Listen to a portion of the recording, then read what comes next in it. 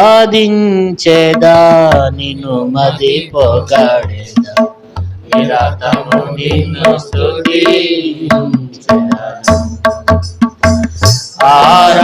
ఆరాధించెదా నిన్ను మది పొగడెదా నిరతము నిన్ను స్తుతించెదా మార్గము నీవే సత్యము నీవే మార్గము నీవే సత్యము నీవే జీవము నీవే నా ప్రభువా జీవము నీవే నా ప్రభువా ఆరాధించెదా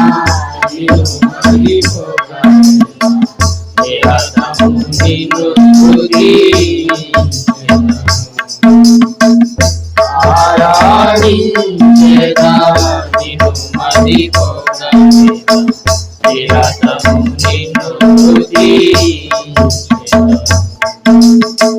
విస్తారం వదు వ్యాపకములగు విడచితివి సహవాసమును విస్తారం వదు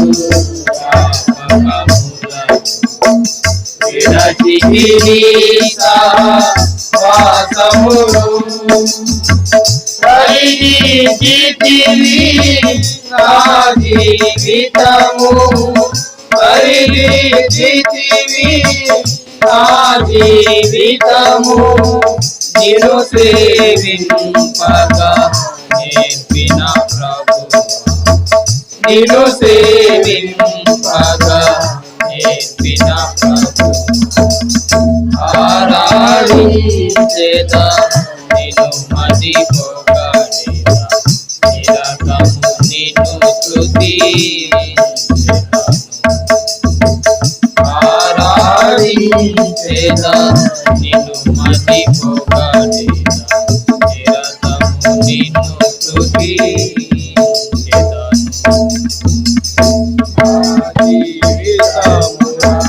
నీ మాటలను వినుటయే చాలని ఎరిగితిని నా జీవితమున నీ మాటలను వినుటయే చాలని ఎరిగితిని నా కన్నీటితో నీ పాదములను నా కన్నీటితో నీ పాదములను కడుగుట నేర్పిన నా ప్రభు కడుగుట నేర్పిన నా ప్రభు ఆరాధించెదా నిన్ను మది పొగడెదా నిరతము నిన్ను స్తుతించెదను ఆరాధించెదా నిన్ను మది పొగడెదా నిరతము నిన్ను స్తుతించెదను పేదలు పరిశుద్ధులు ఘనదూతలు నీ సన్నిధిలో నిరచినను పేదలు పరిశుద్ధులు ఘనదూతలు నీ సన్నిధిలో నిలచినను లెక్కింపగజాలని జనమందున లెక్కింపగజాలని జనమందున నన్ను గుర్తించు నా ప్రియ ప్రభు నన్ను గుర్తించు నా ప్రియ ప్రభు ఆరాధించెదా నిన్ను మది పొగడెదా నిరతము నిన్ను స్తుతించెదా ఆరాధించెదా నిన్ను మది పొగడెదా నిరతము నిన్ను స్తుతించెదా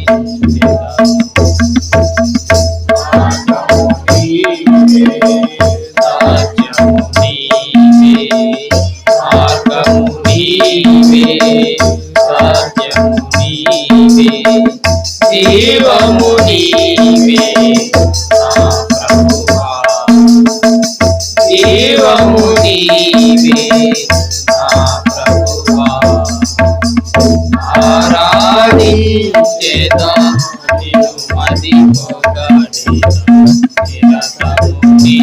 స్తుతించెదను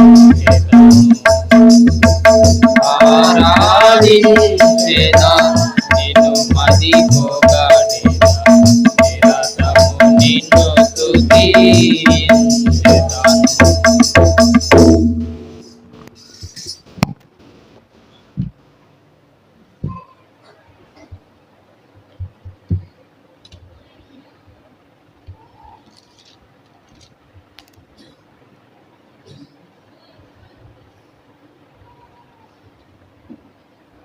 ప్రభు యొక్క శరీరంలో రక్తంలో పాలు పొందక మునుపు 106వ కీర్తన 16వ వచనం.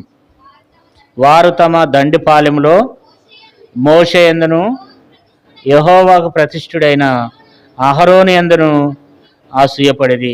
దేవుని వాక్యంలో మనం చూసినట్లయితే ఆరాధిస్తూ వచ్చినాము. అహరోను గురించి దేవుడు తెలియజేసినటువంటి మాటలను బట్టి మనం అందరం కూడా ఆరాధిస్తూ వచ్చినాం. అహరోను మరి ప్రతిష్ఠుడని, అహరోను దేవుడు ఏర్పరచుకున్నాడని, అహరోను దేవుడు పిలిచినాడని, మరి అహరోను దేవుడు యాజకుడిగా చేశాడని, మరి దేవుడు అహరోను ఆశీర్వదిస్తూ వచ్చినాడని మనం చదువుకుంటూ వచ్చినాం. కానీ ఇక్కడ మనం చూసినట్లయితే మరొక భాగంలో మరి దేవుని వాక్యం మనం చూస్తూ ఉన్నాం. మరి అహరోను ఎవరట? యెహోవాకు ప్రతిష్ఠుడు. ప్రతిష్ఠుడు అంటే అర్థం ఏంటంటే దేవుని చేత ప్రతిష్ఠింపబడినవాడు, దేవుని చేత ఎన్నుకోబడినవాడు, దేవుని చేత పిలువబడినవాడు. ప్రతిష్ఠుడు అంటే ప్రత్యేకంగా ఉండవలసిన వాడు అనమాట. మనం కూడా చదువుకుంటూ వచ్చినాము, ఆరాధన కూడా చేసాం. మనం కూడా ప్రతిష్ఠిత జనము అంటే ఆయన రక్తంతో కడగబడిన వారము, నీతిమంతులము, పరిశుద్ధులము అనమాట. అంటే మనం కూడా ఎట్లుండాలంటే దేవునికి ప్రతిష్ఠింపబడినటువంటి బిడలంగా, మనల్ని మనమే దేవునికి సమర్పించుకునేటువంటి బిడలంగా, దేవునికి మహింకరమైనటువంటి బిడలంగా మరి నీవునే మనం కూడా ఏం చేయాలి? ఆ రీతిగా మనము దేవుని ఎదుట మనం జీవించాలి ఈ లోకంలో. అహరోను కూడా అలాంటి జీవితాన్ని జీవిస్తూ వచ్చినాడు. అహరోను తను దేవునికి ఏం చేశాడు? ప్రతిష్ఠించుకున్నాడు అన్నమాట. కాబట్టి తను ఏం చేయాలా? తను తానే కాపాడుకోవాలా, పరిశుద్ధుడిగా ఉండాలి, పరిశుద్ధుడిగా ఉండాలి.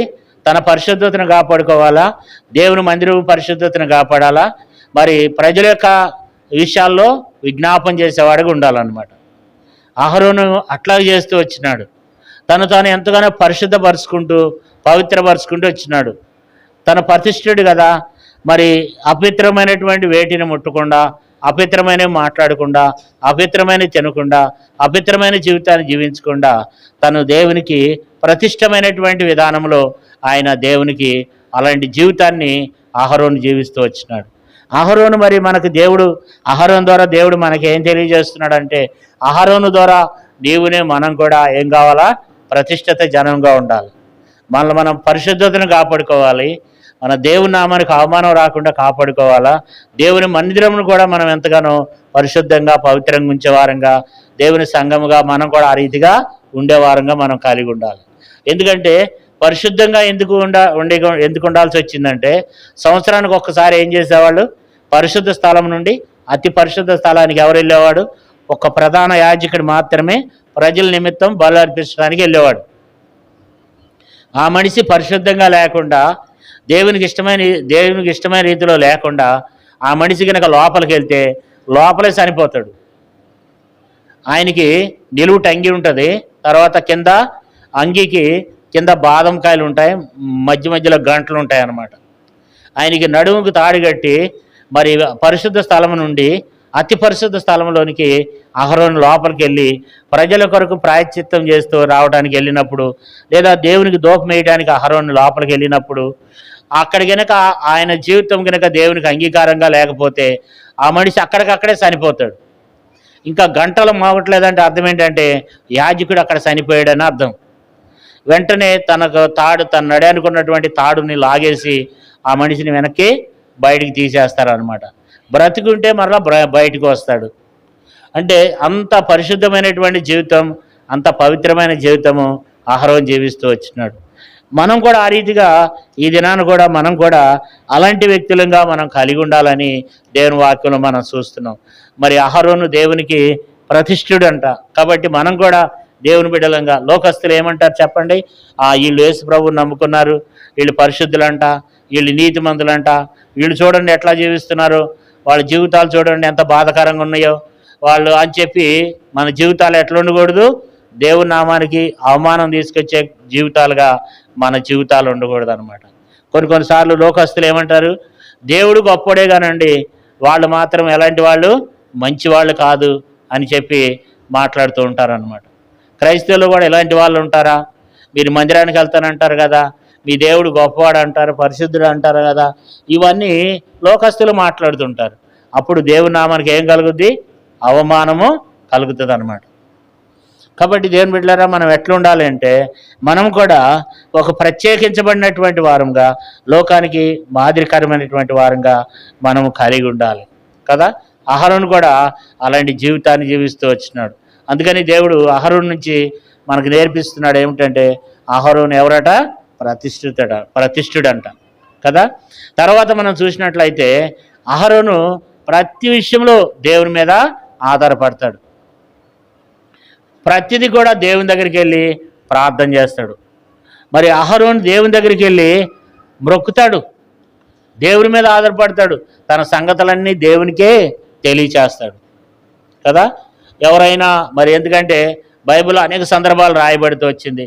మనం ఇందాక 105వ కీర్తనలో మనం ఏం చదువుకున్నాం, 106వ కీర్తన 16వ వచనంలో ఆయన మోషే యందును అహరోను యందు ఏం చేశారంట, అసూయపడ్డారంట. అంటే అనేక సందర్భాల్లో మనం చూసినట్లయితే మోషే అహరోనుల మీద వారు ఏం చేస్తారు, ఇశ్రాయేలీయులు తిరగబడతారనమాట. సర్వ సమాజము మోషే అహరోనుల మీద తిరగబడుతూ వచ్చినప్పుడు వాళ్ళు చేసే పని ఏంటంటే వెంటనే వెళ్ళి వాళ్ళు ఏం చేసేవాళ్ళు, సాగిల పడేవాళ్ళు అనమాట. వెంటనే వెళ్ళి దేవుని దగ్గరికి వెళ్ళి మరి దేవుని దగ్గర వాళ్ళు ఏం చెప్పుకునేవాళ్ళు, వారు సాగిలపడి వారి కొరకు విజ్ఞాపన చేసేవాళ్ళు. వారిని శిక్షించమని కాదు, వారిని క్షమించమని చెప్పి ఆ దేవుని ఎదుట వాళ్ళు వెళ్ళి సాగిల పడుతూ వచ్చేవాళ్ళు అనమాట. వాళ్ళు సాగిలి పడినప్పుడల్లా కూడా వాళ్ళు చెప్పే ప్రార్థన ఏంటంటే, వాళ్ళు చేసే ప్రార్థన ఏంటంటే వారిని క్షమించమనే ప్రార్థన చేస్తాడు. కాబట్టి దేవుని ఎదుటికి వెళ్ళి వారి సమస్య రాగానే ఏం చేస్తాడంట, సాగిలపడి ఏం చేస్తాడు, దేవుని ఎదుట మొక్కుతారు. బైబిల్ మనం చూసినట్లయితే అనేక సందర్భాల్లో రాయబడింది. అయితే 2 విషయాల్ని మనం జ్ఞాపకం చేసుకుందాం. చూడండి 14వ అధ్యాయం సంఖ్యాకాండం. అంటే అనేక సందర్భాల్లో వారు మోసే అహరోనులు ఏం చేస్తారంటే వారు సాగిలపడతారనమాట. చూడండి చదువుకుందాం, 14వ అధ్యాయము సంఖ్యాకాండం 4వ వచనం చదవండి. ఐగుప్తునకు తిరిగి వెళ్దామని ఒకరితోనొకటి చెప్పుకొనగా 5వ వచనం, మోషే అహరోనులు ఇశ్రాయేలు సర్వ సమాజము సంఘం ఎదుట సాగిలపడిరి. కాబట్టి వాళ్ళు చేసే పని ఏంటంటే ప్రతి విషయంలో ఏం చేస్తారు, వాళ్ళు సాగిలపడతారు అనమాట. సాగిలపడటం అంటే అర్థం ఏంటి, ప్రార్థన చేస్తారు. ఇశ్రాయేల్ అందరూ అనుకుంటున్నారంట, ఇశ్రాయేల్ అంతా ఎలుగెత్తి ఏడుస్తున్నారంట. ఇశ్రాయేల్ అంతా ఏం చేస్తున్నారంటే చూడండి 2వ వచనంలో, మరి ఇశ్రాయేలు వారందరూ మోషే అహరోనులపై సనుక్కుని. కాబట్టి సర్వ సమాజం మోషే అహరోనుల మీద సనుక్కుని వాళ్ళు అంటున్నారు, మేము ఐగుప్తు దేశంలో ఐగుప్తు దేశంలో చనిపోతే బాగుండు, మేము అరణ్యంలో చనిపోతే బాగుండేది, మనం ఒక నాయకుడిని ఏర్పరచుకుని మరలా మనం తిరిగి వెళ్ళిపోదామని చెప్పి వాళ్ళు అనుకున్నప్పుడు అప్పుడు వాళ్ళు ఏం చేస్తూ వచ్చినారంట. 5వ వచనం ఏముంది, 14వ అధ్యాయం సంఖ్యాకాండం 5వ వచనం, మోషే అహరోనులు ఇశ్రాయేలు సర్వ సమాజం ఎదుట సాగిలపడి. అంటే ప్రతి విషయంలో కష్టాల్లో, బాధల్లో, శ్రమల్లో మనకి ఇబ్బంది కలిగిందనుకో, మనమైతే ఏం చేస్తాం, ఆ అన్నకి చెప్తాం, అక్కకి చెప్తాం, అట్లా రకరకాలుగా చెప్తూ ఉంటాం. ఎవరికి చెప్పినా ఏముండదు, ఏమీ ప్రయోజనం ఉండదు అనమాట. అయితే మనం ఏం చేయాలి చెప్పండి, సమస్య వస్తే, కష్టాలు వస్తే, బాధ వస్తే, ఇబ్బంది వస్తే, ఆర్థికంగా ఇబ్బంది రావచ్చు, శ్రమల ద్వారా ఇబ్బంది రావచ్చు, రకరకాల పరిస్థితులు మనం ఎదుర్కొంటూ ఉంటాం. అవన్నీ వచ్చినప్పుడు ఏం చేయాలా, సాగిలపడాలి. ఎక్కడ, దేవుని సన్నిధికి వచ్చి ప్రత్యక్ష గుడారం ఎదుట వాళ్ళు ఏం చేస్తూ వచ్చేవాళ్ళు, సాగిలపడేవాళ్ళు అనమాట. కాబట్టి మనం కూడా ఏం చేయాలి, మరి దేవుని సన్నిధికి వచ్చి, దేవుని మందిరానికి వచ్చి కష్టాల్లో, బాధల్లో మనం ఏం చేయాలంటే మనము సాగిలపడే వారంగా మనము కలిగి ఉండే వారంగా ఉండాలన్నమాట. దేవుడు అన్నాడు, ఇంకో మాటను కూడా చదువుకుందాం చూడండి, సంఖ్యాకాండం 16వ అధ్యాయము 45వ వచనం. సంఖ్యాకాండము 16:45. క్షణంలో నేను వారిని నశింపచేయుదునని మోషేకు సెలవిగా వారు సాగిలపడి. ఇక్కడ కూడా మనం చూస్తే మనం చాలా సందర్భాలు ఉన్నాయి వాళ్ళు సాగిలపడిన సందర్భాలు. అయితే వారు సాగిలపడుతూ వచ్చేవాళ్ళు. వాళ్ళకి శ్రమ వచ్చినప్పుడు, బాధ వచ్చినప్పుడు, ఇబ్బంది వచ్చినప్పుడు, కష్టం వచ్చినప్పుడు మొట్టమొదటి వాళ్ళు చేసే పని ఏంటి? సాగిలపడేవాళ్ళు. ఎక్కడ? దేవుని సన్నిధిలో, ఆ ప్రత్యక్ష గుడారం ఎదుట కదా. వారు ఏం చేస్తూ వచ్చారు? ఎక్కడ సాగిలపడ్డారు చూడండి. వాళ్ళు 42వ వచనం చదవండి.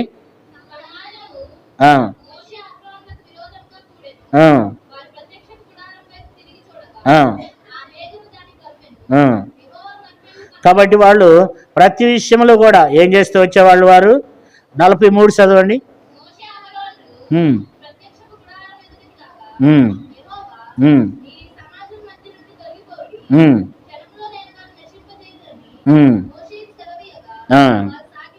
కాబట్టి వారు సాగిలపడుతూ వచ్చేవాళ్ళు. ఎక్కడ? సర్వ సమాజం మందిరంలో. మందిరం అనేది మనకు ప్రతి ఒక్కరికి అవసరం అన్నమాట. ఒక ప్రత్యేకమైనటువంటి స్థలం అనేది అవసరం. దేవుడు మనకు మందిరాన్ని ఇచ్చినాడు. శ్రమల్లో, కష్టాల్లో, బాధల్లో అప్పులైపోయావా? దేవుని దగ్గరికి రా. లేకపోతే మరి ఇంట్లో సమస్యలు ఉన్నాయా? లేకపోతే భార్య భర్తల మధ్యలో సమస్యలు ఉన్నాయా? లేకపోతే అనారోగ్యాలు ఉన్నాయా? ఆర్థికమైన ఇబ్బందులు ఉన్నాయా? మరి ఎన్ని బాధలు ఉన్నప్పటికీ మనం ఏం చేయాలి చెప్పండి? సాగిలపడాలి. దేవుని ఎదుట సాగిలపడాలి. దేవుని ఎదుట మోకరించాలి. దేవుని దగ్గర మనము మన భారం ఎవరి మీద వేయాలి? దేవుని మీద వేయాలన్నమాట. అహరోను చేసే పని ఏంటంటే, అహరోను మోషేలు చేసే పని ఏంటంటే, వారు ఏం చేస్తూ వచ్చేవాళ్ళు? సాగిలపడుతూ వచ్చేవాళ్ళు కదా. కాబట్టి మనం కూడా మరి అహరోను చాలా ప్రార్థన పరుడు అనమాట. ప్రార్థన పరులు ఏం చేస్తారు చెప్పండి? మొట్టమొదటి ఎవరికి చెప్పుకుంటారు? దేవునికి చెప్పుకుంటారు. దేవుని దగ్గర కన్నీళ్లు గార్చాలి. దేవుని దగ్గర కన్నీళ్లు గార్చి దేవునికి తమ బాధ, తమ కష్టాన్ని ఏం చేస్తారు? దేవుని సన్నిధిలో తెలియచేసుకోవాలి కదా. ఆది సంఘంలో కూడా బైబిల్లో చూసినట్లయితే వారు ప్రతిదినము దేవాలయంలోనికి వెళ్ళి ఏం చేస్తూ వచ్చేవాళ్ళు? దేవుని స్తుతిస్తూ వచ్చేవాళ్ళు అంట ప్రతి దినము. కాబట్టి దేవుని సన్నిధికి వెళ్ళాలి, దేవుని మందిరానికి వెళ్ళాలి. కష్టాల్లో, బాధల్లో మనం ఏం చేయాలంటే ప్రార్థన చేసే వారంగా ఉండాలన్నమాట. ప్రార్థన ఏం చేస్తుందంటే మనకున్న సమస్యలన్నిటి నుంచి ప్రార్థన మనలను కాపాడేదిగా ఉంది. ప్రార్థన మనల్ని రక్షించేదిగా ఉంది దేవుని బిడ్డలను.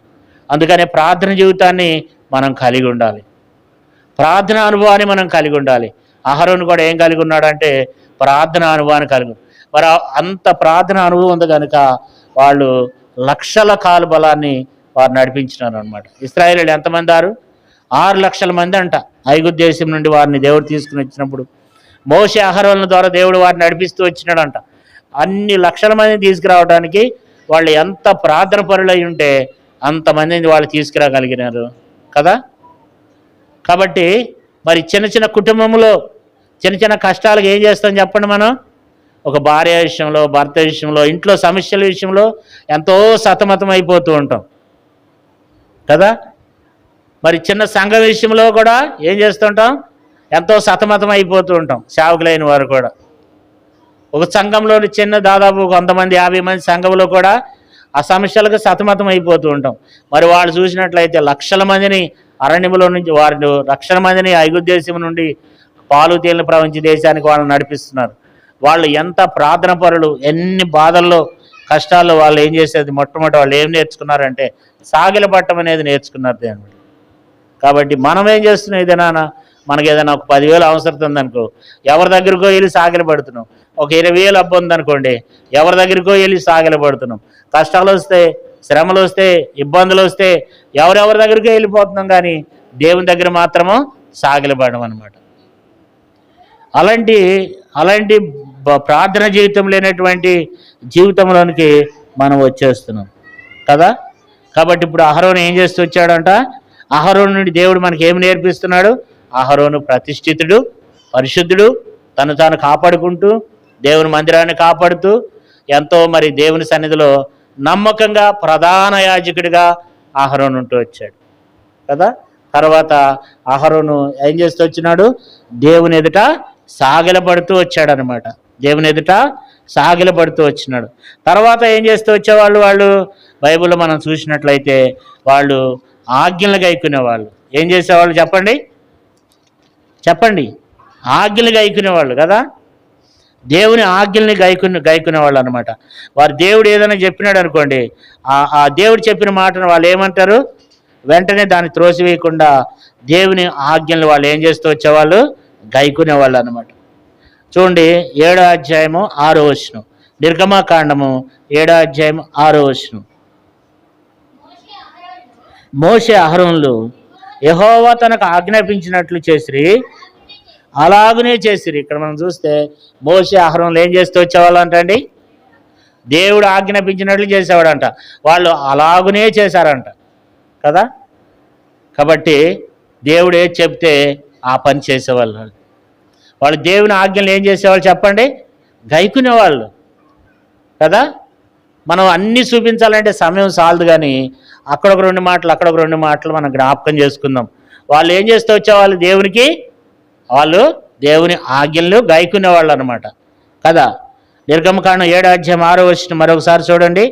మోషే అహరోనులు యెహోవా తనకు ఆజ్ఞాపించినట్లు చేసిరి, అలాగనే చేసిరి కదా. ఏదైతే దేవుడు ఆజ్ఞాపిస్తున్నాడో వాళ్ళు ఏం చేస్తున్నారు? అలాగనే చేస్తున్నారంట దేవుడు కదా. అలాంటి విధానంలో వాళ్ళు జీవిస్తూ వచ్చినారు. అంతేకాదు 20వ వచనం కూడా చూడండి. 20వ వచనం, సంఖ్యాకాండం 7వ అధ్యాయం 20వ వచనం. యెహోవా ఆజ్ఞాపించినట్లు మోషే అహరోనులు చేసిరి. సాల్లో మనం ఇక్కడ చూసినట్లయితే మరి యెహోవా ఆజ్ఞాపించినట్లు మోషే అహరోనులు ఏం చేసేవాళ్ళు? చేసేవాళ్ళు కదా. మనం చేస్తున్నామా? దేవుడు ఏదైనా ఆజ్ఞాపించినాడు అనుకోండి, మనము అలాగే చేయమన్నమాట. అందుకని మనం చూసినట్లయితే కొత్త నిబంధనలో పరలోక ప్రార్థన ఉంది. పరలోక ప్రార్థన అక్కడేముంది? పరలోకమందున్న నా తండ్రి, నీ రాజ్యం నీ నామం పరిశుద్ధపరచబడునుగాక, నీ రాజ్యం వచ్చునుగాక, నీ చిత్తం పరలోకమందు నెరవేరినట్లు భూమి మీద నెరవేరునుగాక. అంటే దేవుని చిత్తం పరలోకంలోనే ఏమవుతుంది చెప్పండి? నెరవేర్చబడుతుంది. కానీ భూమి మీద దేవుని చిత్తం ఏం చేయట్లేదు? నెరవేర్చబట్టలేదు కదా. ఇంకా భూమి మీద దేవుని చిత్తం నెరవేర్చబట్టలేదు. దేవుడు ఏదైనా మనకు ఆజ్ఞాపిస్తున్నాడు అనుకోండి, మనం వినము మాట. అయితే పరలోక రాజ్యంలో గాబ్రియల్ దూతకు దేవుడు ఏదైనా ఒక మాట చెప్పాడు అనుకో, ఏం చేస్తాడు? నేను వెళ్ళను ప్రభా, నాకు ఈరోజు కుదరదు అంటాడా? ఏమంటాడు? వెంటనే వెళ్ళిపోతాడు. పరలోక రాజ్యంలో ఏదైనా ఒక మాట ఆజ్ఞాపిస్తే దూతలకు కానీ ఆయన సైన్యానికి కానీ ఏదైనా ఒక్క మాట ఆజ్ఞాపిస్తే పరలోక రాజ్యంలో వాళ్ళు ఏం చేస్తారు? వాళ్ళు వెంటనే చిత్తం ప్రభా అని చెప్పి వెంటనే వాళ్ళు ఆజ్ఞను గాయకుంటారు కదా. కానీ మనం ఏం చేస్తాం? మనం ఎన్నో చెప్తాం అన్నమాట. ఈరోజు కాదు, రేపు, లేకపోతే వచ్చే సంవత్సరం చేస్తాం, లేకపోతే పై వచ్చే సంవత్సరం చేద్దాంలే, లేకపోతే వచ్చే వారం వెళ్దాం, లేకపోతే పై వచ్చే వారం వెళ్దాంలే. భూమి మీద ఇంకా మనిషి ఏం చేయట్లేదు? దేవుని ఆజ్ఞలు ఏం చేయలేకపోతున్నాం? గైకొనలేకపోతున్నాం. కానీ మోషే అహరోనులు ఏం చేస్తూ వచ్చారంట? వాళ్ళు అలాగనే చేస్తూ వచ్చారంట. మోషే అహరోనులు ఏం చేశారంటే గైకొన్నారు. భూమి మీద కూడా ఏం చేయాలి చెప్పండి? పరలోకంలో నెరవేరినట్లు భూమి మీద కూడా తన చిత్తము నెరవేర్చాలి. భూమి మీద ఉన్నటువంటి మనము ఆయన చిత్తాన్ని నెరవేర్చే వారంగా ఉండాలన్నమాట.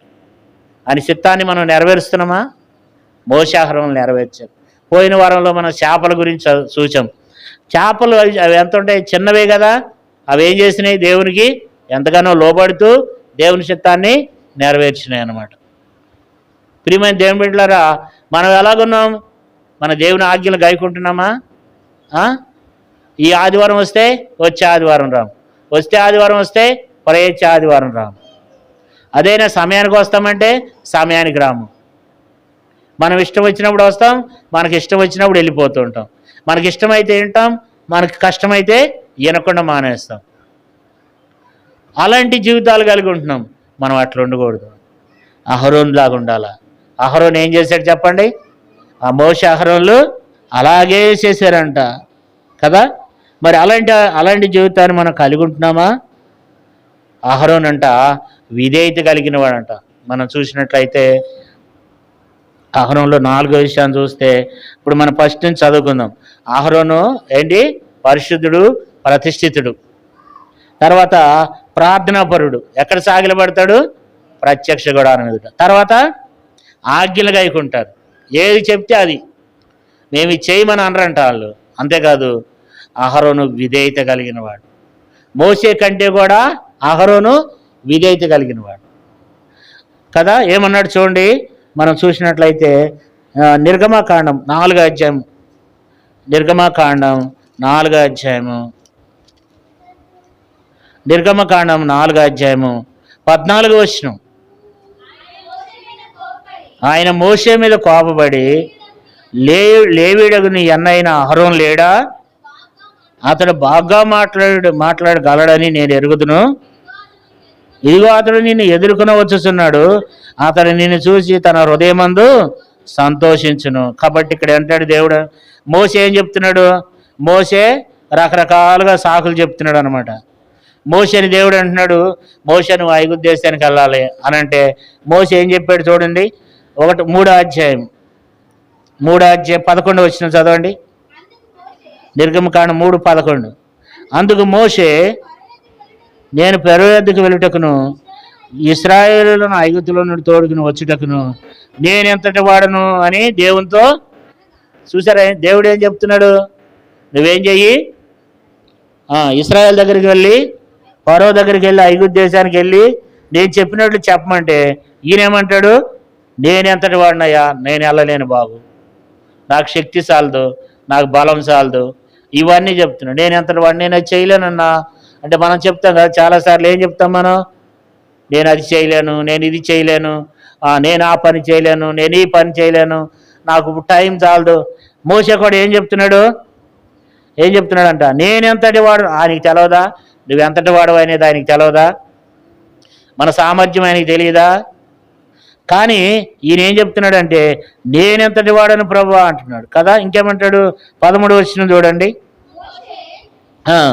చెత్తగించము, నేను ఇశ్రాయేలు యొద్దకు వెళ్ళి వారిని చూచి మీ పితరుల దేవుడు మీ యొద్దకు నన్ను పంపినని వారితో చెప్పగా వారు ఆయన పేరేమని అడిగిన ఎడల వారితో నేను ఏం చెప్పగలనని దేవుడిని అడిగి. ఇక్కడ ఏమంటున్నాడంటే ఇంకోటి చెప్తున్నాడు. అక్కడికి వెళ్తే వాళ్ళు అంటారు నీ పేరేంటి అంటారు, నీ పితరుల దేవుడు పేరేంటి అంటారు. ఇవన్నీ ఏంటి? ఇప్పుడు నీ పేరు చెప్పాలి నాకు, నీ పేరు చెప్తే నేను పోతా, లేకపోతే నేను పోను అంటున్నాడు. అంటే ఎన్నో రకాలుగా దేవుని దగ్గర ఏం చెప్తున్నాడు? ఆయన నెపాలు చెప్తున్నాడు అన్నమాట కదా. ఇంకేమంటాడు? 4వ అధ్యాయము 3వ వచనం చూడండి. 4వ అధ్యాయము నిర్గమకాండం 1వ వచనం. అందుకు మోసే, చెత్తగించము, వారు నమ్మరు, నా మాట వినరు కాలేదని ఉత్తరం ఇగా. ఇక్కడ ఏమంటాడంటే అయ్యో అక్కడికి నేను వెళ్తే వాళ్ళు ఏం చేయరు, నన్ను నమ్మరు, వాళ్ళు నా మాట వినరయ్యా అని చెప్తున్నాడు. నీ మాట వింటారా వినదనేది దేవునికి తెలియదా? దేవునికి తెలుసు. కానీ ఈయన చెప్పే మాటలేంటి? నేను అక్కడికి వెళ్తే వాళ్ళు నన్ను నమ్మరు కదా. కాబట్టి మరి నేను ఎంతటి వాడును, తర్వాత నువ్వు ఎవరు అంటారు, అసలు నీకు దేవుడు ప్రత్యక్షం కాలేదంటారు. ఇవన్నీ రకరకాలు. ఇవన్నీ ఏంటంటే చెప్పే నెపాలు అన్నమాట. 10వ వచనం చూడండి, 4వ అధ్యాయం 10వ వచనం. అప్పుడు మోసే, ప్రభువా ఎంతకు మునుపునైనను నీవు నీ దాసునితో మాట్లాడినప్పటి నుండి నైనను నేను మాట నేర్పని కాదు, నోటి మాంసం గలవాడును, నాటికి మాంసం గలవాడునని యెహోవాతో చెప్పాను. ఇక్కడ మనం చూస్తే ఎన్ని చెప్తున్నాడు చూడండి. అంటే దేవునికి తెలియదా నాలుగు మాంసం గలవాడని, నత్తివాడని దేవునికి తెలియదు అంటారా? దేవునికి తెలుసు.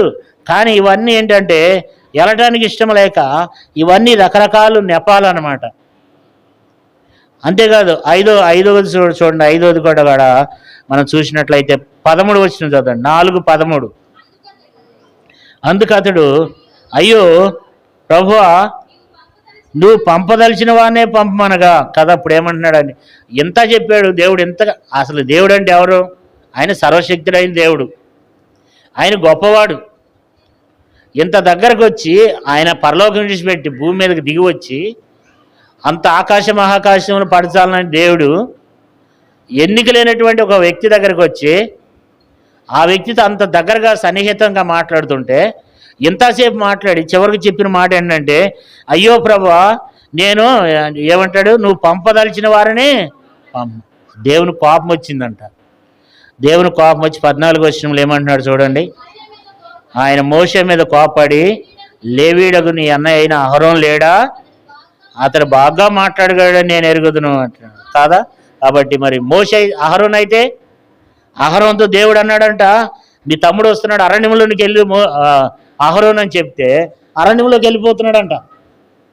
నీ తమ్ముడు వస్తున్నాడు, మోషే వస్తున్నాడు, వెళ్ళి ఎదుర్కోమంటే ఏం చేస్తున్నాడంట, అహరోన్ని మరి నిన్ను ఎదుర్కోవడానికి ఏం చేస్తున్నాడు, అతను అరణ్యంలోకి వచ్చేసాడు, ఆల్రెడీ నీ దగ్గరకు వచ్చేస్తున్నాడు అతను మాట అన్నాడంట. మరి వెంటనే దానికి లోబడిపోయి ఏం చేస్తున్నాడు, వెంటనే మరి చెప్పినట్లు చేస్తున్నాడు అన్నమాట. వెంటనే వినటానికి ఇష్టపడుతున్నాడు, వెంటనే వెళ్ళిపోతున్నాడు అన్నమాట. దేవుడు ఏది చెప్తే అది చేశాడు అహరోను. ఈ పని చేయమంటే ఆ పని చేశాడు కదా. 27వ వచనం చూడండి, 4వ అధ్యాయం 27వ వచనం. మరి యెహోవా మోషేను ఎదుర్కొనుటకు అరణ్యంలోకి వెళ్ళమని అహరోనుతో చెప్పగా అతడు వెళ్ళి దేవుని పర్వతమందు అతన్ని కలుసుకుని అతన్ని ముద్దు పెట్టుకుని. ఇక్కడ మనం చూస్తే దేవుడు ఏదని చెప్తే అహరోను కాదంటలేదు. పరో దగ్గరికి వెళ్ళాలయ్యా అంటే పరో దగ్గరికి వెళ్ళిపోతాడు. నువ్వు ఎక్కడికి వెళ్ళాలంటే అక్కడికి వెళ్ళిపోతాడు. అంటే మనం అలాంటి విధేయతను మనం ఏం చేయాలంటే, దేవుని బిడ్డలంగా అలాంటి విధేయతను మనం కలిగి ఉండాలి. దేవుని పని చేయడానికి రకరకాల మనం సాకులు చెప్పకూడదు అని దేవుడు చెప్తున్నాడు. దేవుని మందిరానికి రావడానికి, దేవుని కార్యములందు మనం నెపాలు చెప్పేవారంగా మనం కలిగి ఉండకూడదు. మోషే అయితే ఏం చెప్తున్నాడు, నేను చాలాసార్లు దేవుడు ఎవరినైనా చావకు పిలిచారనుకోండి, మాకు సామర్థ్యం లేదు, మాకు జ్ఞానం లేదు, నాకు అంత చదువు లేదు కదా, ఇవన్నీ చెప్తామంటే, లేకపోతే నాకు ఇంటికాడ ఇప్పుడు కుదరదు, ఈ సంవత్సరం కుదరదు, లేకపోతే ఇంకా కొన్ని రోజులు ఆగిన తర్వాత ఇంకా కొన్ని పనులు ఉన్నాయి, అవన్నీ అయిపోయిన తర్వాత వెళ్తాం. ఇవన్నీ అయిపోయిన తర్వాత అమ్మో ఈ రోజుల్లో సేవ చేయాలంటే చాలా కష్టం.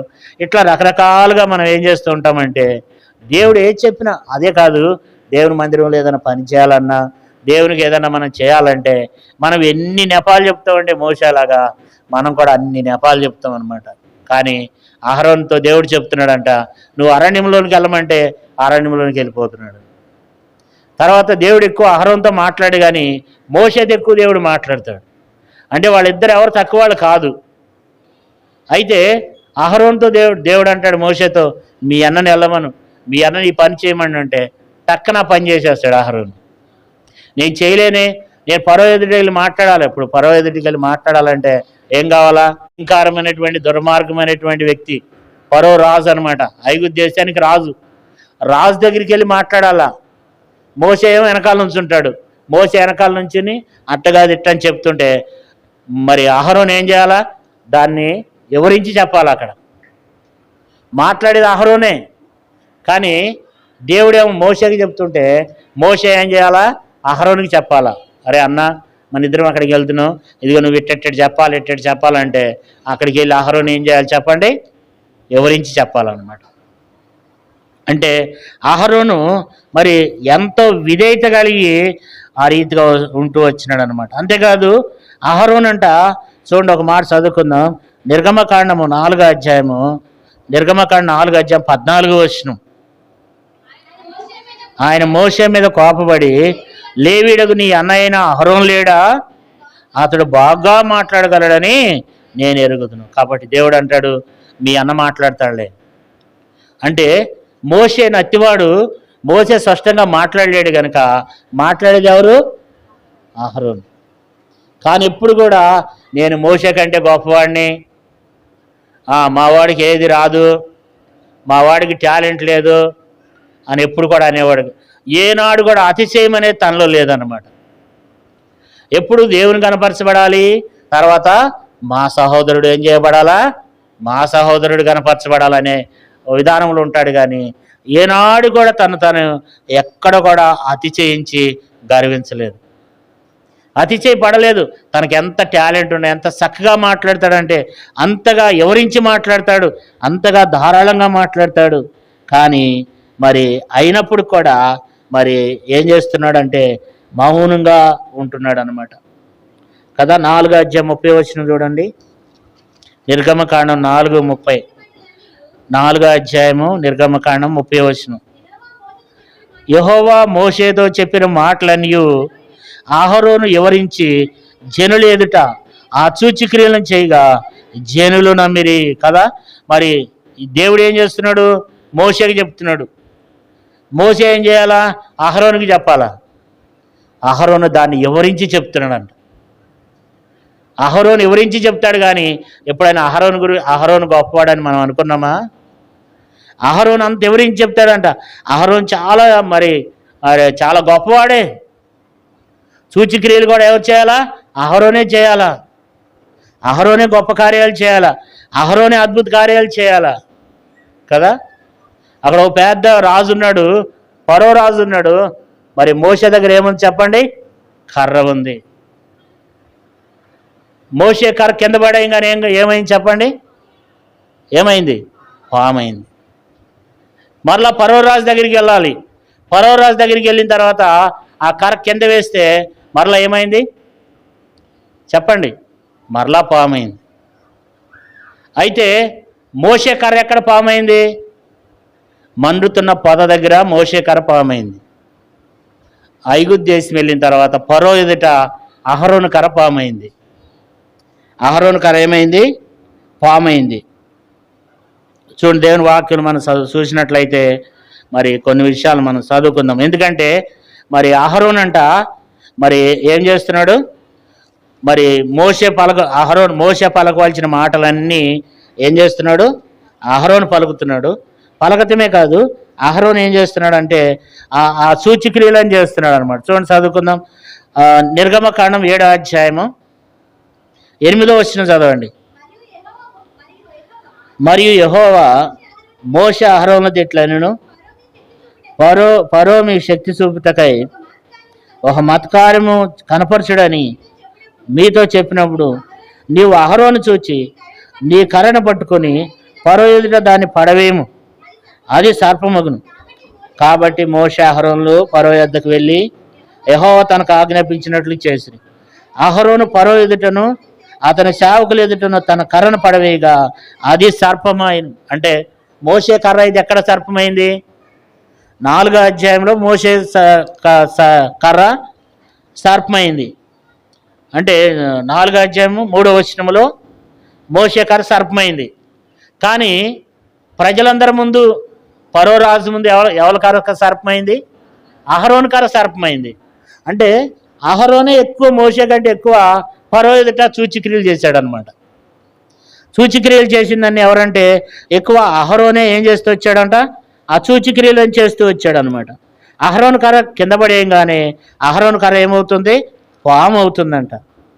అహరోను కర్ర పాము అవుతుందంట. అంటే అహరోను అంత గొప్ప కార్యాలు చేస్తూ వచ్చాడు. అంతేగా 10వ వచనం చూడండి.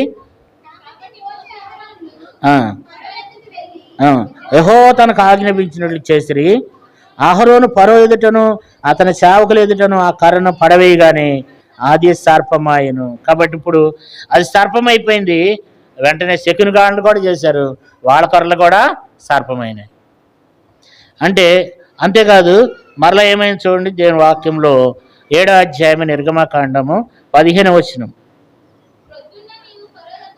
పొద్దున నీవు ఫరో యొద్దకు వెళ్ళుము, ఇదిగో అతడు ఏటి వద్దకు పోము, నువ్వు అతన్ని ఎదుర్కొనుటకు ఏటి వద్దన నిలిచి పాముగా చేయబడిన కర్రను చేతపట్టుకుని అతన్ని చూచి అరందు ముందున్న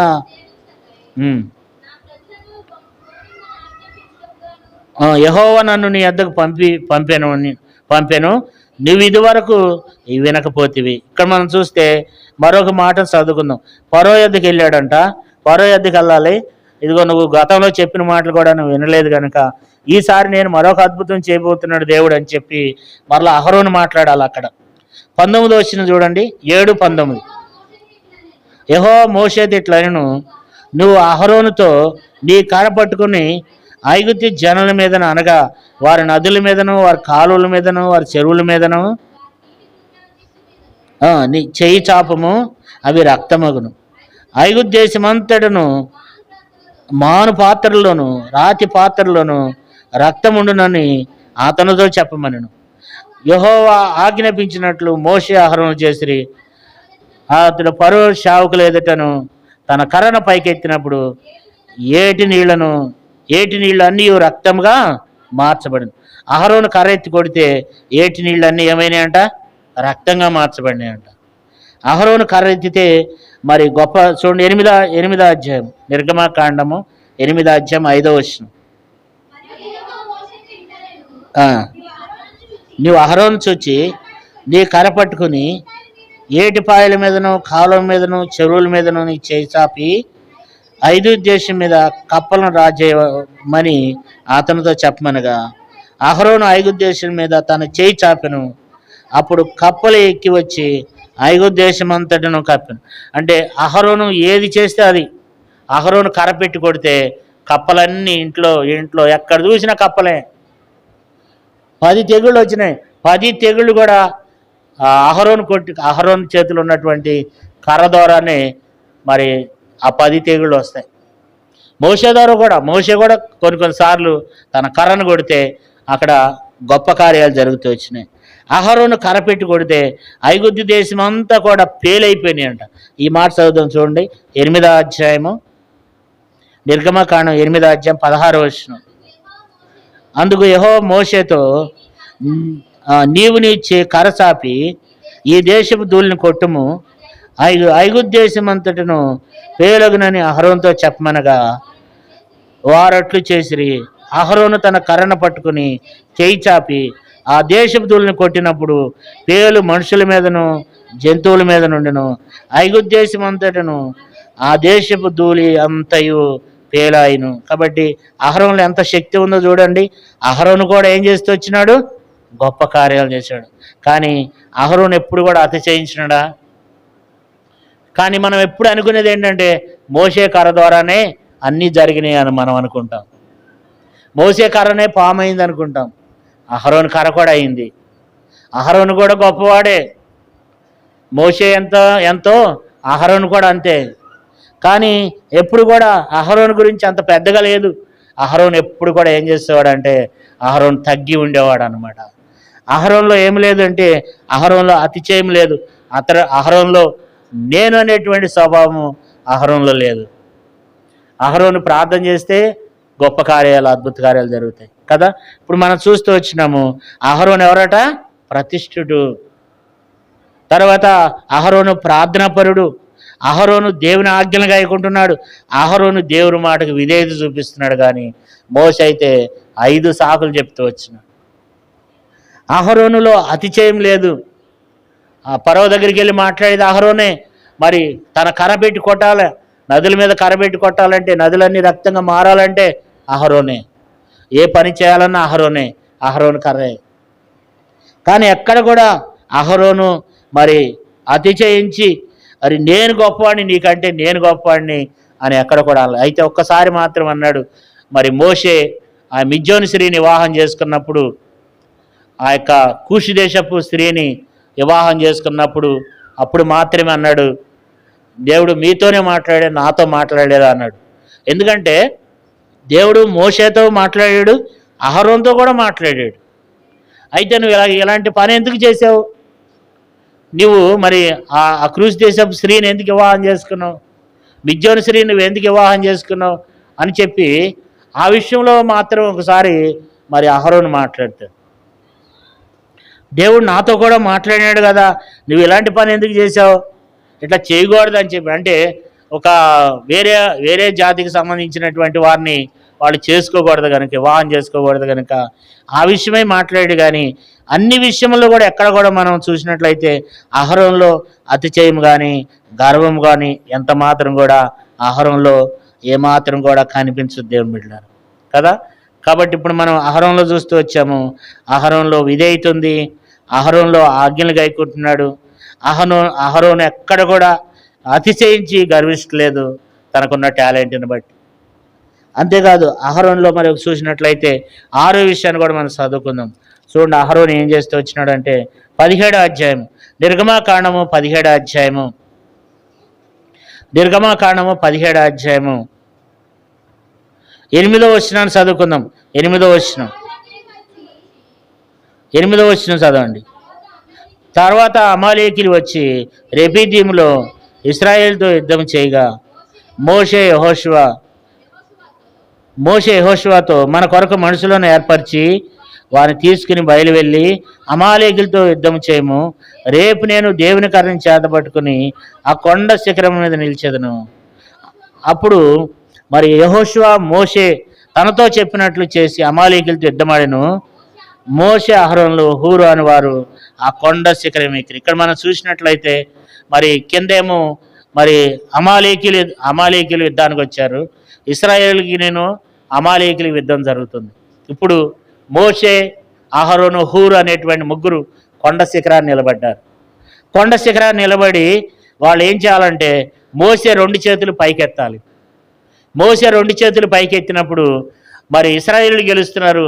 మోషే తన చేతులు బరువెక్కినప్పుడు మోషే చేతులు కిందకు దింపేస్తుంటే అమాలేకీలు గెలుస్తున్నారు.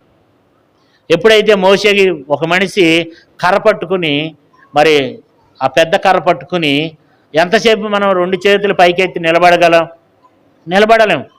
కొద్దిసేపు మన చేతులు అట్లా పైకెట్టంగానే మన చేతులు ఏమైతే కాసేపుడికి బరువెక్కుతాయి. కాబట్టి మోసే చేతులు కూడా బరువెక్కి నొప్పులు వచ్చి వెంటనే చెయ్యి ఎప్పుడైతే కిందకు దింపుతున్నాడో అమాలేకీలు ఏం చేస్తున్నారు? అమాలేకీలు గెలుస్తున్నారు. అలాంటి పరిస్థితుల్లో ఇప్పుడు అహరోను ఏం చేశాడంట చూడండి, చదువుకున్న 11-12 వచనాలు. మోషే తన చేయి పైకెత్తినప్పుడు ఇశ్రాయేలు గెలిచిరి. మోషే తన చేయి దింపినప్పుడు అమాలేకీలు గెలిచిరి. మోషే చేతులు బరువెక్కగా వారు ఒక రాయి తీసుకుని వచ్చి దాని మీద అతన్ని కూర్చుండుటకై దాన్ని వేసిరి. అహరోను హూరులు ఒకడు ఈ పక్కన ఒకడు ఆ పక్కను అతని చేతులను ఆదుకునగా అతని చేతులు సూర్యుడు అస్తమించే వరకు నిలకడగా ఉండెను. అట్లు యెహోషువ కత్తివాత చేత అమాలేకీల రాజును అతను జనులను గెలిచెను. కాబట్టి ఇప్పుడు ఇశ్రాయేలుకి విజయం కలిగిందంటే కారణం ఎవరు అంటే అక్కడ మోషే ప్రార్థన చేస్తున్నాడు. 2 చేతులు పైకెత్తి ఒక చేతితో కర్ర పట్టుకుని 2 చేతులు పైకెత్తి ప్రార్థన చేస్తున్నాడు. మోషే చేతులు బరువెక్కిపోయి కిందకి దింపేస్తుంటే హూరు, అహరోను ఇద్దరున్నారంట.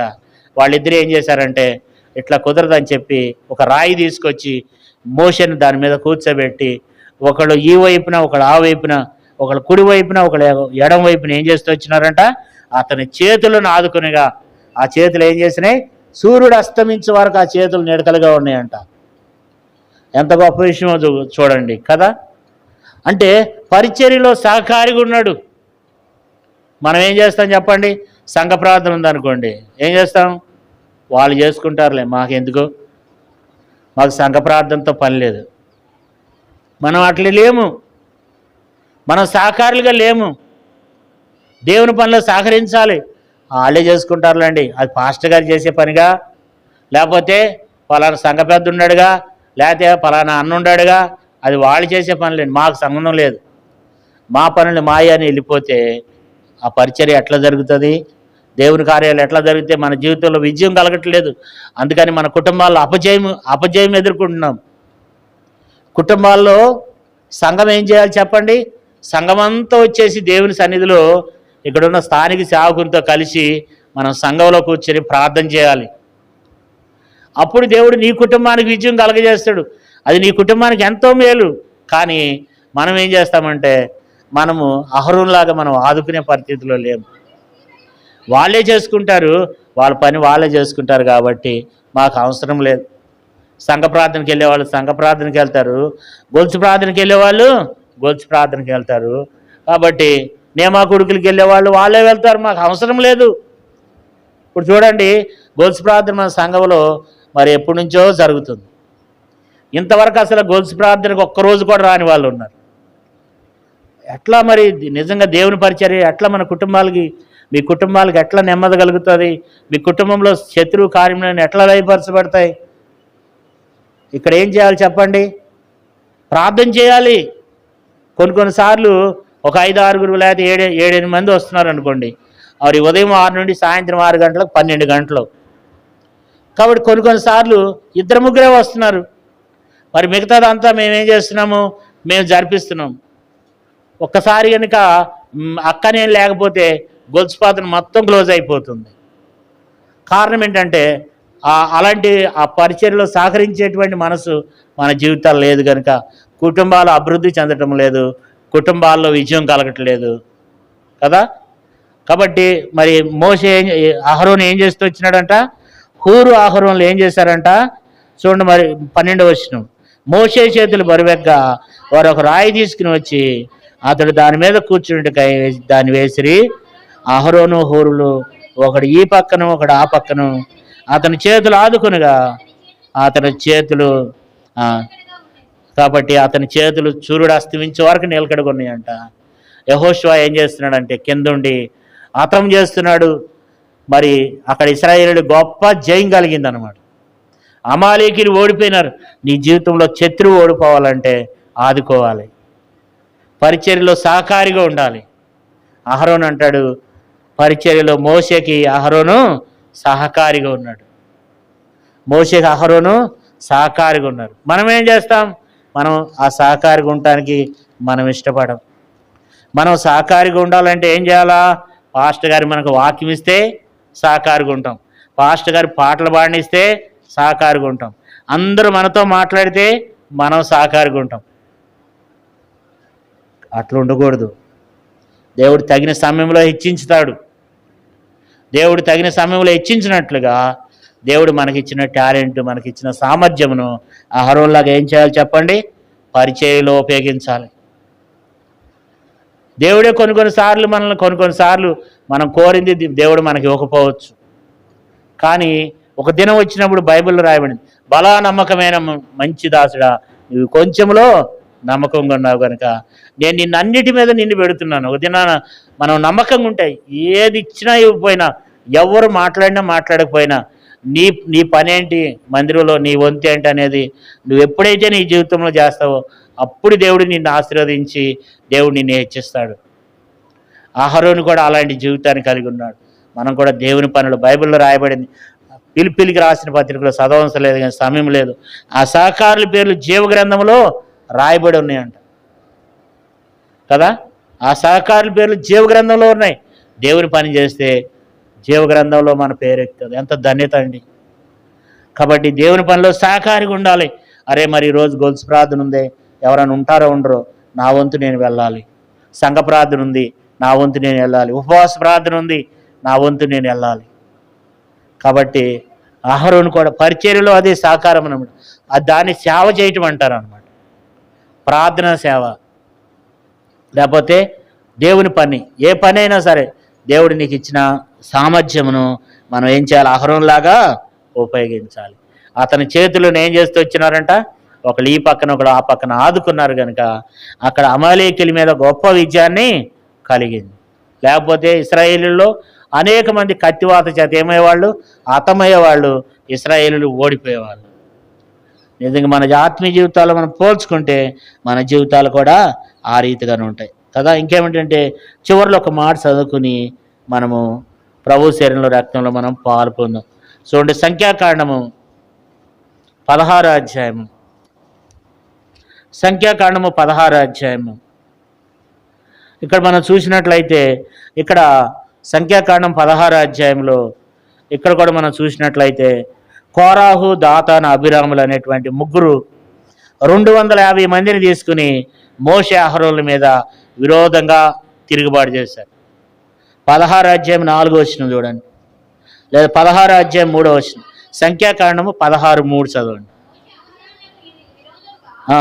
పోగుబడి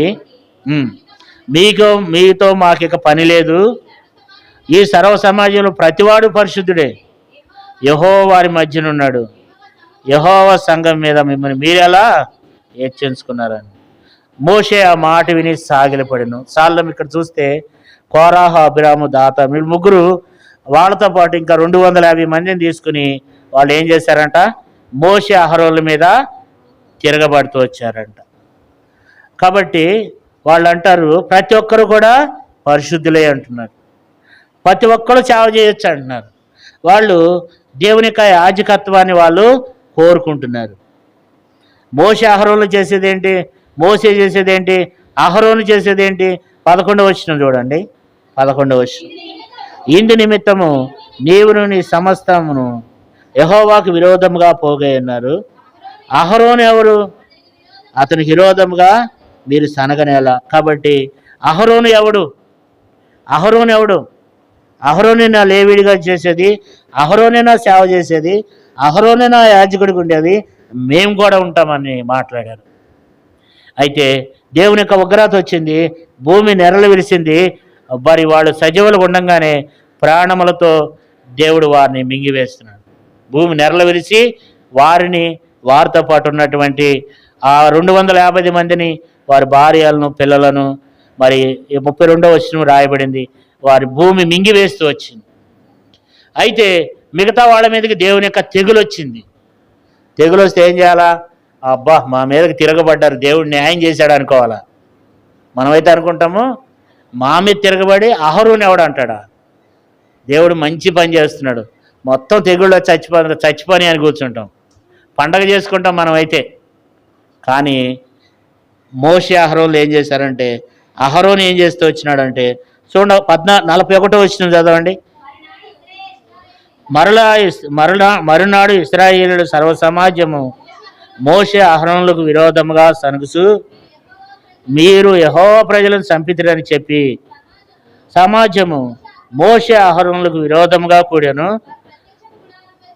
మనం ఇక్కడ చూస్తే విరోధంగా మాట్లాడినప్పుడు ఏమైందంటే, దేవుడు అన్నాడు 45వ వచనములో, 45 క్షణంలో నేను వారిని నశింపచేయుదునని మోషేకు చలవీగా వారు సాగిలపడిరి. వాళ్ళు ఏమని సాగిలపడ్డారంటే, వాళ్ళని నశింపచేయొద్దని సాగిలపడ్డారు. అంతేకాదు 46వ వచనం చూడండి. అప్పుడు మోషే, నువ్వు దోపత్తిని తీసుకుని బలిపీఠం నిప్పులతో నింపి దూపం వేసి వేగముగా సమాజం వద్దకు వెళ్ళి వాని నిమిత్తం ప్రాయశ్చిత్తం చేయము. కోపము యెహోవా సన్నిధి నుండి బయలుదేరను, తెగుళ్ళు మొదలుపెట్టినని అహరోనుతో చెప్పగా. 47వ వచనం చూడండి. మోషే చెప్పినట్లు అహరోను వాటిని తీసుకుని సమాజం మధ్యకు పరిగెత్తిపోయినప్పుడు తెగుళ్ళు జనుల్లో మొదలుపెట్టి ఉండెను. కాగా అతడు ధూపం వేసి ఆ జనుల నిమిత్తం ప్రాయశ్చిత్తం చేసెను. అతడు సచ్చిన వారికి బ్రతికున్న వారికి మధ్యను నిలబడగా తెగుళ్ళు ఆగిన. వారి మీదకి తిరగబడ్డప్పుడు కూడా వాళ్ళు ఏం చేశారంటే ప్రాయశ్చిత్తం చేశారంట, తెగుళ్ళు ఆపినారంట. దేవుని ప్రజల నిమిత్తం వాళ్ళ మనసు ఎలాంటి మనసు చూడండి. కుమారుని మనసు, క్రీస్తు మనసు, క్షమించే మనసు, కాపాడే మనసు. వారిని రక్షించమని, ఈ జనులు నశించిపోవద్దు, చనిపోయిన వాళ్ళకి బ్రతికున్న వాళ్ళకు కూడా మరి అహరోను మధ్యలో నిలబడ్డాడంట. మన మీద ఎంతోమంది తిరగబడవచ్చు, ఎంతోమంది నీకు విరోధంగా దూషించవచ్చు, ఎంతోమంది నీకు విరోధంగా మాట్లాడవచ్చు. కానీ వాళ్ళ కొరకు మనం ప్రార్థన చేయాలి దేవుని బిడ్డలారా. అది నిజమైన ప్రేమ, అది క్రీస్తు ప్రేమ. మనం అట్లా ప్రార్థన చేస్తామా? ఏదన్నా చావుకుడు ఏదైనా కొన్ని విషయాల్లో వాడుకోకపోతే కనీసం సేవకుని గురించి ప్రార్థన చేయం కదా, కనీసం ప్రైజులాడి చెప్పడానికి కూడా మనకి ఇష్టం ఉండదు. మనమే కాదు, అట్లుంటాం మనం. ఎవరైనా ఏదైనా మిమ్మల్ని ఏదైనా ఒక మాట అంటే కనీసం ప్రైజులాడి చెప్పడానికి కూడా ఇష్టం ఉండదు. ఇంకా వాళ్ళకి ఎన్ని ప్రార్థనలు చేస్తామంటే, వాళ్ళకి మారుమనసు కలగాలి, అది కలగాలి, ఇది కలగాలి అని ప్రార్థన చేస్తాం. కానీ ప్రభా క్షమించయ్యా, అతన్ని ఆశీర్వదించాయా అనేది అది దేవుడు కోరుకునే ప్రార్థన. ఆ ప్రార్థన ఎవరైతే చేస్తారో అలాంటి వారి ప్రార్థన దేవుడు వింటాడు. ప్రతి ఒక్కరు ఆ ప్రార్థన చేయాలి. స్తెఫను గురించి చదువుకున్నాం పోయిన వారంలో. స్తెఫను రాళ్లతో కొడుతుంటే ప్రభా ఈ పాపం వీరి మీద మోపవద్దని ప్రార్థన చేశాడు కదా. అలాంటి గొప్ప మరి యేసు ప్రభువుని సిలువేసినప్పుడు సిలువ మీద ఉండి, తండ్రి వీరు ఏమి చేస్తున్నారు వీరు ఎరుగురు కనుక వీరిని క్షమించమని ప్రార్థన చేశాడు. అలాంటి క్షమించే మనసు, శత్రువును కూడా బైబిల్లో రాయబడింది లోకాసు వార్తలో, నీ శత్రువును దీవించుడి, మిమ్మల్ని శపించు వారిని దీవించుడి, వారిని ఆశీర్వదించుడని. ఎప్పుడైనా మనం వారి కొరకు మనం ప్రార్థన చేస్తున్నామా? సంఘమంతా దేవుని బిడ్డలు, ఇక్కడ కూర్చున్న మీరు అందరూ దేవుని బిడ్డలు, నిలబడి నేను దేవుని బిడ్డను, మీరు దేవుని బిడ్డలు. మనం ఒకరికొకరు విరోధంగా ఎప్పుడు కూడా ఆ మనిషిని శిక్షించు, ఆ మనిషికి బుద్ధి దయచేయి, ఆ మనిషిని నలగొట్టు, ఆ మనిషికి వ్యాధి కలగచేయి, అలాంటి ప్రార్థనలు చేయొద్దండి. మనం వారి కొరకు ఏం చేయాలంటే ప్రార్థన చేయాలి, వారి కొరకు విజ్ఞాపన చేయాలి. ఒక ఆత్మ నశించిపోవడం దేవుని చిత్తం కాదు, ఒక వ్యక్తి చనిపోవడం దేవుని చిత్తం కాదు. ప్రతి ఒక్కరు ఆశీర్వదించబడాలి, ప్రతి ఒక్కరు దీవించబడాలి అనేది అహరోను యొక్క తలంపు. వెంటనే దోపత్తిని తీసుకున్నాడంట. మోషే అంటున్నాడు, నీవు నీ దోపత్తిని తీసుకుని ఏం చేస్తావంటే బలిపీఠపు నిప్పులతో నింపి ధూపం వేసి వేగంగా సమాజంలోకి వెళ్ళి వారి నిమిత్తం ప్రాయశ్చిత్తం చేయి. దేవుని కోపం యెహోవా సన్నిధి నుంచి బయలుదేరింది. తెగుళ్ళు మొదలుపెట్టినాయి. నువ్వు ఇప్పుడు ఏం చేస్తావంటే వెంటనే నేను ధూపత్తిని తీసుకుని వెళ్ళి అక్కడ ధూపమేయి. మనం వేస్తున్నాము దేవుని ప్రజల కొరకు. మన సంఘం కొరకు ఎంతమంది ప్రార్థన చేస్తున్నారు? ప్రతిరోజు చేయొచ్చు, చూపించండి. ప్రతిరోజు అన్న సంఘం కొరకు ప్రార్థన చేస్తా. కొంతమంది ప్రార్థన చేస్తున్నారు, కొంతమంది చేయట్లా సంఘం గురించి. మీరు కదా, సంఘంలో ఉన్న ప్రతి విశ్వాసి గురించి మనం ప్రార్థన చేయాలి. వాళ్ళ క్షేమం కోరి ప్రార్థన చేయాలి. వాళ్ళు అట్లయిపోవాలో ఇట్లయిపోవాలో, వాళ్ళకి జ్ఞానం దయచేయి, వాళ్ళకి బుద్ధి దయచేయి. మనం అట్లా విరోధమైనటువంటి భావాలతో ప్రార్థన చేస్తే ఆ ప్రార్థన దేవుడు వినడు. వారి కొరకు ఏం చేయాలి? అహరోను ఏం చేస్తూ వచ్చినాడు? ప్రాయశ్చిత్తం చేశాడు, క్షమించినాడు వాళ్ళందరినీ కూడా. బల్లో పాలు పొందుతున్న నీవునే మనం అందరం ఒకే శరీరంలో ఒకే రక్తంలో మనం పాలు పొందుతున్నాం. ప్రభు దగ్గరికి వెళ్ళేసరికి, ప్రార్థన దగ్గరికి వెళ్ళేసరికి మన ప్రార్థనలు ఎలా ఉంటాయి? మన ప్రార్థనలు ఎలాగ ఉన్నాయి? మన ప్రార్థన ఏ రీతిగా ఉంది? కాబట్టి మనం పరీక్షించుకుందాం. అహరోను వంటి వారంగా అహరోను ఏం చేస్తూ వచ్చినాడు? 7వ విషయము, తెగుళ్ళు ఆపినాడు. ఏం ఆపాడండి? తెగుళ్ళు ఆపాడు. దేవుని కోపం చల్లారేటట్లు చేశాడు. జనుల కొరకు ప్రాయశ్చిత్తం చేశాడు. కాబట్టి మనం కూడా అహరోను వలె మనం కూడా ఏం చేయాలా? దేవుని కోపాన్ని చల్లార్చాలి. తెగుళ్ళు నాపాలా, దేవుని ఉగ్రత నాపాలా. దేవుని యొక్క ఉగ్రత, దేవుని యొక్క తీర్పు వారి మీదకి వచ్చి వారు నశించిపోకుండా అహరోను ఏం చేస్తూ వచ్చినాడు? వారి కొరకు ప్రాయశ్చిత్తం చేశాడు. మనం కూడా దేవుని దగ్గర ప్రాయశ్చిత్తం చేయాలి. ఇప్పుడు అహరోను ఏం చేస్తూ వచ్చాడంటే ఆయన ప్రతిష్ఠితుడంట, పరిశుద్ధత కలిగిన వాడు, తర్వాత ప్రార్థనా జీవితం కలిగిన వాడు, తర్వాత ఆజ్ఞలు గైకునేటువంటి వాడు, విధేయత కలిగిన వాడు. మోషేలాగా కాదు. మోషే మోషే కూడా విధేయుడే, కానీ కొన్నిసార్లు మోషే కూడా దేవునికి సాకులు చెప్పినాడు. కానీ అహరోను అట్లా చెప్పినట్లు బైబిల్లో రాయబడలేదు. అహరోను ఎక్కడ కూడా అతిశయించలేదు. మోషే కంటే కూడా అహరోనే ఎక్కువ కార్యాలు చేసినప్పుడు కూడా అతిశయించలేదు. మోషే కంటే అహరోను దేవుని పరిచర్యలో సహకారిగా, మోషేకి సహకారిగా ఉన్నాడు. అంతేకాదు ప్రాయశ్చిత్తం చేస్తూ వచ్చినాడు. మనం అలాంటి వారంగా మనం కలిగి ఉన్నాం. అహరోనులో ఏ కుళ్ళు కుతంత్రాలు లేవు. అహరోను ఏం చేస్తున్నాడు అంటే ప్రజల కొరకు ప్రాయశ్చిత్తం చేసి దేవుని ఉగ్రతను, తెగుళ్ళను ఆపుతున్నాడంట. కాబట్టి మనం కూడా కదండి, ఓ సహోదరుడు ప్రార్థన చేశాడంట, ఓ పాస్టర్ గారు ప్రార్థన చేశాడంట, ప్రభా ఆ వ్యక్తిని నశింపజేయి ప్రభా, ఆ వ్యక్తిని శిక్షించ ప్రభా అని ప్రార్థన చేస్తున్నాడంట. ఇట్లాంటి మందిరంలో కూర్చొని ఎవరో ఒక ఆయన విన్నాడంట. ఈయన వెళ్ళిపోయి నన్ను ఇట్లని ప్రార్థన చేస్తాడా అని దేశం అంతా చెప్పిండంట. కొన్నిసార్లు మన ప్రార్థనలు అట్లా ఉంటాయన్నమాట. అట్లా అహరోను అట్లాంటి వాడు కాదు. అహరోను ఏం చేశాడంట? ఏం చేశాడు? జనుల కొరకు ప్రాయశ్చిత్తం చేశాడు. మనం కూడా దేవుని ప్రజలు మేలు కోరాలి. దేవుని ప్రజలు అది దేవుని మనసు, అది యేసు ప్రభు మనసు, అది అహరోను మనసు, స్తెఫను మనసు కదా. అలాంటి వారంగా మనం కూడా మన ప్రజల కొరకు ఏం చేయాలి? ప్రభా మా సంఘాన్ని దీవించు, మా సంఘంలో మా సేవకుడు చేసే పరిచర్యను దీవించు, మా సంఘంలో పలాని విశ్వాసం ఉన్నాడు, ఆ వ్యక్తిని దీవించు ప్రభా, పలాని వ్యక్తి ఉన్నాడు, ఆయన చేతి పని ఆశీర్వదించబట్టలేదు, ఆయన చేతి పని దీవించు ప్రభా, పలాని వ్యక్తి ఇబ్బందుల్లో ఉన్నాడు, ఆ ఇబ్బందులను చెడిపించు ప్రభా. అలాంటి ప్రార్థన చేయండి. నేను అలాంటి ప్రార్థన చేస్తాను వ్యక్తిగతంగా. నిజము, ఎవరిని కూడా శిక్షించమని నేను అందరి కొరకు చేస్తా. ప్రభా పలానా అన్నని, పలానా అక్కని అందరి కొరకు చేస్తాను. మందిరంలో ఇక్కడ కూర్చొని ఎట్లా చేస్తున్నానో నా వ్యక్తిగతంగా కూడా అట్లాగే చేస్తా. మనం కూడా అట్లా ప్రార్థన చేయాలి. మన ప్రార్థన దేవుడు ఆలకిస్తాడు. అలాంటి ప్రార్థన దేవుడు కోరుకుంటాడు. విరోధ భావాలతో చేయొద్దు. విరోధ భావాలతో ఉంటే దేవుడు మన ప్రార్థన వినడు. మన ప్రార్థన దేవుడు అంగీకరించడు. అహరోను ప్రార్థన వల్ల ఉండాలి. దేవుడు అహరోను ప్రార్థన ఏం చేశాడు? అంగీకరించాడు. జనుల నిమిత్తం ప్రాయశ్చిత్తం చేసి ఏం చేశాడంట? చచ్చిన వారికి బతికిన వారికి మధ్యలో నిలబడ్డాడంట. అహరోను గురించి దేవుడు అంటాడు, అహరోను భారం భరించేవాడు. దేవుని బిడ్డలుగా మనం కూడా భారం భరించే బిడ్డలంగా మనము కలిగి ఉండాలి. మోకరించండి, ప్రార్థన చేసుకుందాం. దేవుడు అహరోన్ని మన జ్ఞాపకం చేస్తూ వచ్చినాడు. అహరోను యొక్క జీవితాన్ని దేవుడు మన జ్ఞాపకం చేశాడు.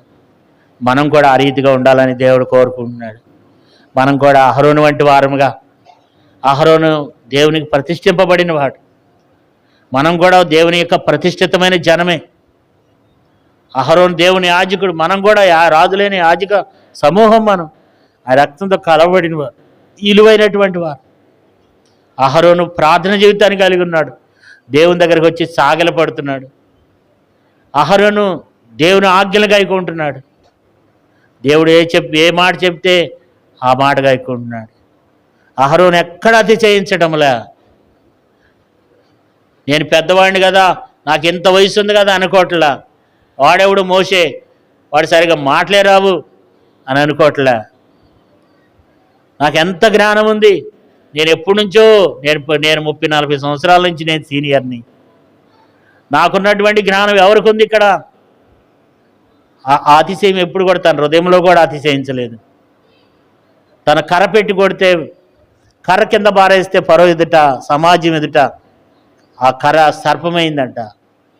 తెగుళ్ళు వచ్చినాయి అహరోను కర్రతో కొడితే. అహరోను మాట్లాడితే దేవుడు గొప్ప కార్యాలు చేశాడు. కాబట్టి అహరోను దేవుని పరిచర్యలో సహకారి అహరోను, తెగుళ్ళు నాపినటువంటి అహరోను. ఈ దినాన్ని ఎంతోమంది బలహీనలు ఉన్నారు మన సంఘంలో, వారి కొరకు మనం ప్రార్థన చేస్తున్నామా? ఆ తెగుళ్ళ నుంచి, ఆ రోగాల నుంచి దేవుడు విడిపించి వాళ్ళని స్వస్థపరచు ప్రభా. ఎప్పుడైతే నువ్వు ప్రార్థన చేసావో మొట్టమొదట నీ ఇంట్లో దేవుడు స్వస్థత కార్యం చేస్తాడు. అహరోను వలె నువ్వు ఎప్పుడైతే ప్రార్థన స్టార్ట్ చేస్తావో మొట్టమొదటి దేవుడు నీ ఇంటిని ఆశీర్వదించడం మొదలు పెడతాడు. ఇతరులను ఎప్పుడైతే నువ్వు ఇష్టపూర్వకంగా దీవిస్తున్నావో దేవుడు మన ఇంటిని ఆశీర్వదిస్తాడు. ఇట్టి అనుభవంలో మనం ప్రభు శరీరంలో, రక్తంలో యోగమైన రీతిలో మనం పాలు పొందాం. మరి ఎవరో కళ్ళు తెరిచి చూడొద్దు, మన పక్కవారిని చూడొద్దు, అందరూ ప్రార్థనలో ఉందాము. ప్రభు శరీరంలో, రక్తంలో మనం యోగ్యమైన రీతిలో పాలు పొందుదాం.